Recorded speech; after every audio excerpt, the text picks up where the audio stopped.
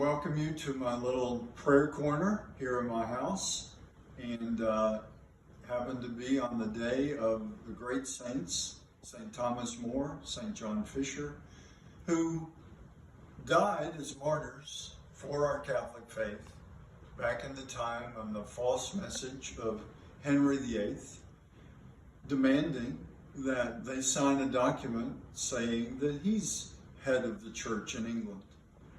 St. Thomas More and St. John Fisher, St. Thomas More, a layman, Chancellor of England, but a married man with a family, and St. John Fisher, a bishop of the Catholic Church. They died very close to each other. I believe June 22nd is actually the day that St. John Fisher died first, and then I believe it was July 6th that St. Thomas More died. But they both died for the same reason. They were beheaded by Henry VIII and his evil regime because they were unwilling to deny that Christ is the head of the church. And no one can usurp the headship of Christ. Certainly, the Catholic Church has the Pope, but he's the earthly head, earthly representative of Christ the head. King Henry VIII was breaking away from Rome and saying that he was head of the Church of England, which he managed to accomplish because most of the bishops and most of the realm, as we would say, went along with Henry and signed the oath.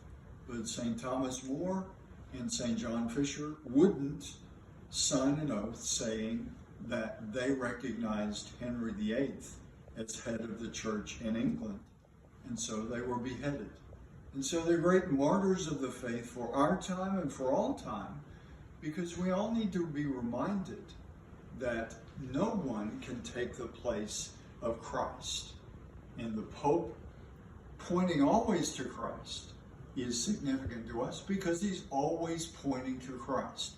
That is the unifying work of the Pope, to guide all of humanity to the Sacred Heart of Christ. And so the Saints Thomas More and St. John Fisher are great inspiration for me as a bishop, because I have to remember what they died for. They died to say only Christ is the head. And Henry VIII could claim it, but it could never be the truth because he was breaking away from the Church of Rome that represents the headship of Christ over the church, universal, Lord and Savior. So for our time, let's learn from St. Thomas More and St. John Fisher to always be strong, to always trust in the truth that Christ is our head, and to pray for Pope and cardinals and bishops to always point to Christ very clearly, joyfully, powerfully. Point to Christ.